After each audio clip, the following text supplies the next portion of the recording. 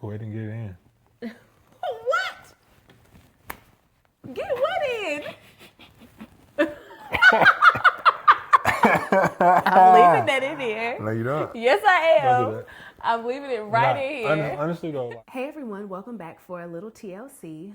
So as part of our new structure, we are going to have at least one Monday out of the month that is devoted to relationships. I'm going to call it Marriage Mondays. So for this first one, I'm very grateful to be joined by my husband, Minister Patrick Ellaby. We're going to be talking today about a scripture where the Apostle Paul tells people that it's hard to be married because you have to split your interest between being devoted to the Lord and being devoted to your spouse's desires or the things of this world. And so we're going to talk about that today. And I think we are well equipped to talk about this because we're almost a year and a half in, so we're not that far from our single season to be able to give some advice to the singles and to be able to talk about our experience now as a married couple in splitting our time between devotion to the Lord and each other. So you ready? I'm ready. Let's get into it.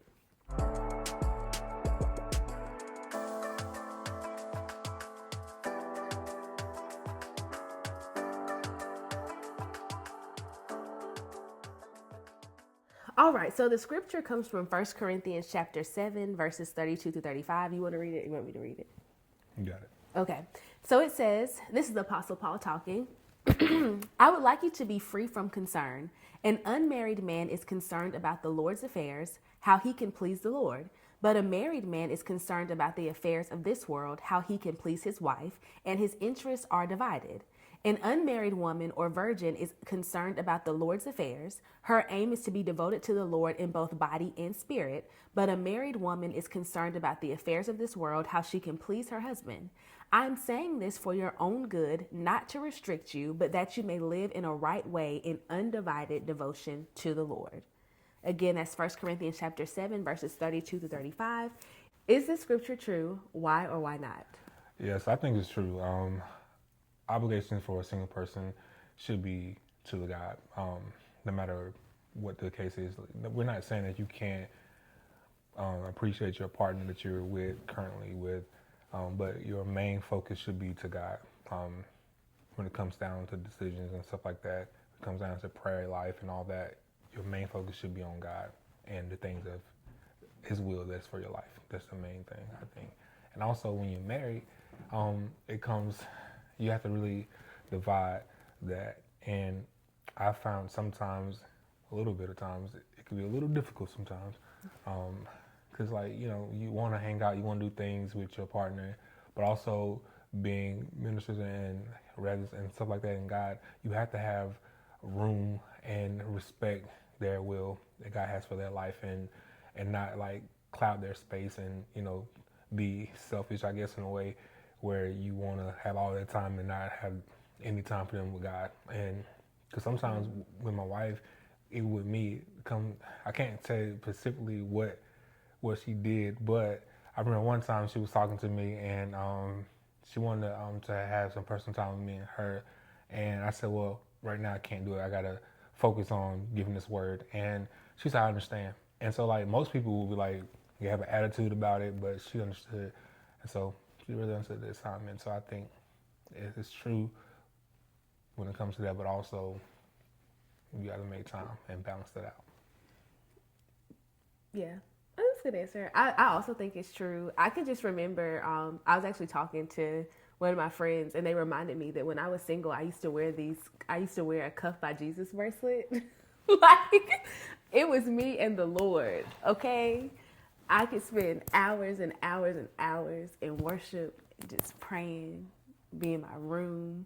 And that's not to say that I don't spend time with the Lord individually now, but I definitely don't have that same amount of time as I did when I was single. Because the Lord is still, seeking Him first and all of that. But I'm not cuffed by Jesus. I'm cuffed by you. That's right. So, so it's just different. And I do think because we are both ministers, that creates a different level of divided interest. I hate that it's called that, but it kind of is, because like you said, there are times when you have to sneak away in order to devote time to the Lord so you can work on your word. Or like now we're on my YouTube channel, I'm interrupting your game time or what we would normally be, doing to watch football. Or I think about like times where both of us have to minister on the same day, and so we may be like very tired trying to run from like place to place, but we're making it happen. So I definitely think the scripture is true. And to add one more thing, it's a song that I dance to. It's called "Not Me, Lord You." And the song, the specific part in the song says, "I love this beautiful woman on the front row, but sometimes I get away and spend time with God." No matter how, close you are to the wife, you have to have that time with God, and that's important. So, and that's what you have to learn how to balance, and that can be difficult at times, but it's worth it. Trust me. Mm-hmm. So let's skip to, I do have it on there as question 3, but I'm going to skip to it because you just talked about balancing. Because I don't think the Apostle Paul really gives advice to couples, to married couples about how to balance. He's kind of just like, you got to split your interests, but stay together. But he doesn't really give any advice.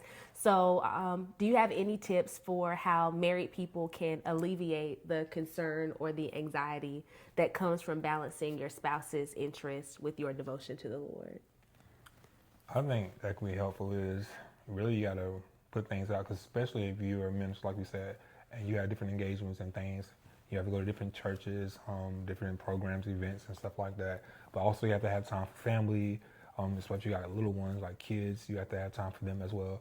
But also you got to have time for one another. So there's a lot of things that's going on there. And I think that you have to sit down, have a schedule, and make sure that you have days that's specifically for us days, no matter what it is. Like, we got to go here. And then sometimes you got to say no to some events. Like, you can't go to every event because like you have to have time with your family. And that, what we learn, is your first ministry sometimes. And if you always going, and you leaving your family out in the cold, so to speak, things can get a little hard sometimes. You don't want that to happen because like you want to come back home to a caring family. And so establish that at home and then like work your way out. Like it'll spread out better that way, And then just say, sometimes we can go here and do these, and sometimes we go here with you. Because support is also important too. I love when my wife go with me to support me, and I know she appreciates when I support her. Mm-hmm. Yeah. So that sounds like 2 things kind of. So one, setting expectations. So like letting your spouse know what things are important to you. And those things that are important are like, one, of course, your devotion to God, your ministry, but also spending time together. And 2, having open communication. And maybe there's even a third thing, which maybe like setting boundaries. You don't have to say yes to everything. Y'all, that's something I'm still working on. Pray for your girl.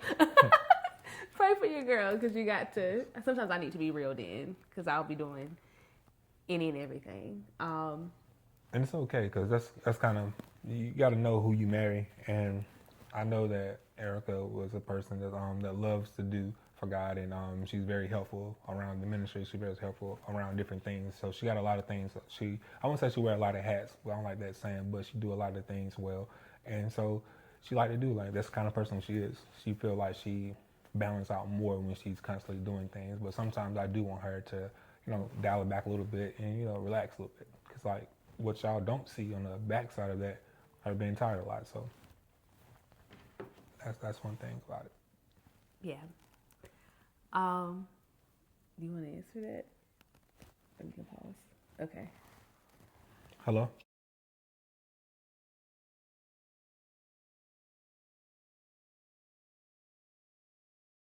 We're talking about, how I'll be tired on the back end. Yeah.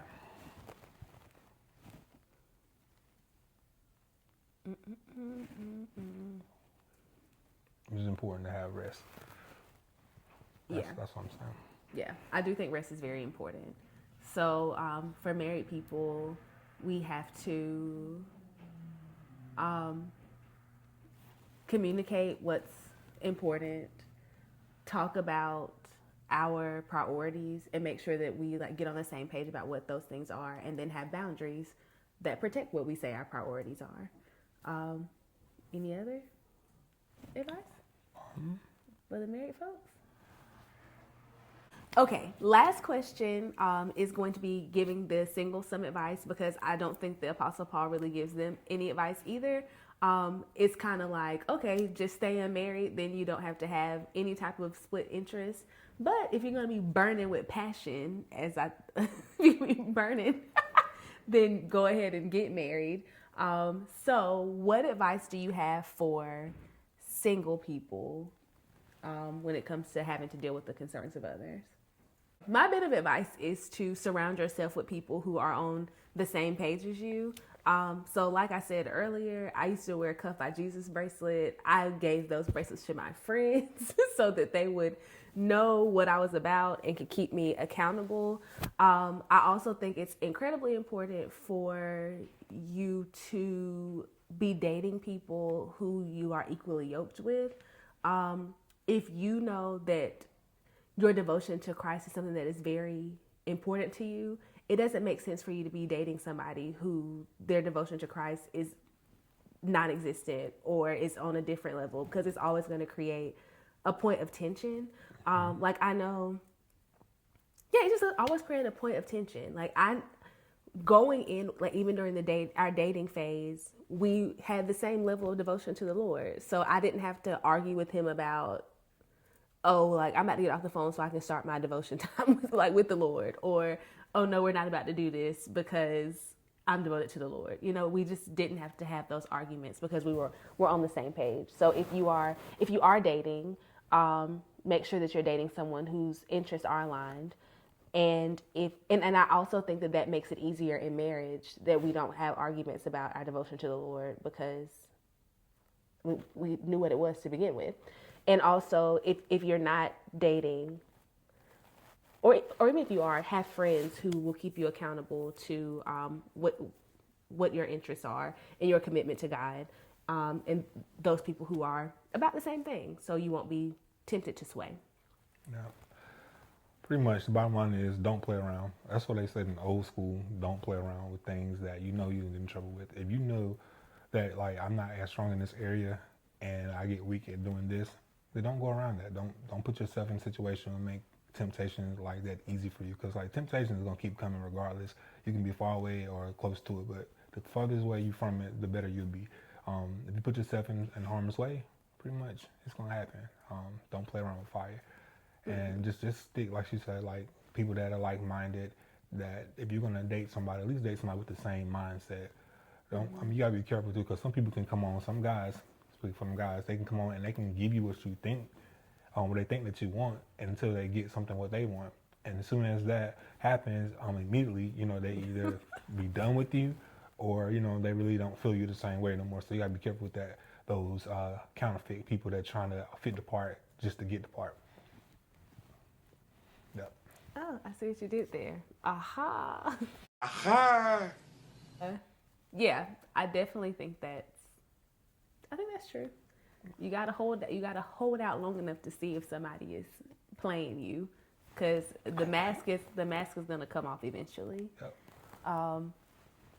Yeah, and also I would say, ladies, don't be saying everything that you want. Like, don't tell everything. Give somebody, like, observe, because if you tell everything, then they're just gonna pretend to be that if they're not that. Yeah. It's too easy. They'll do it every time.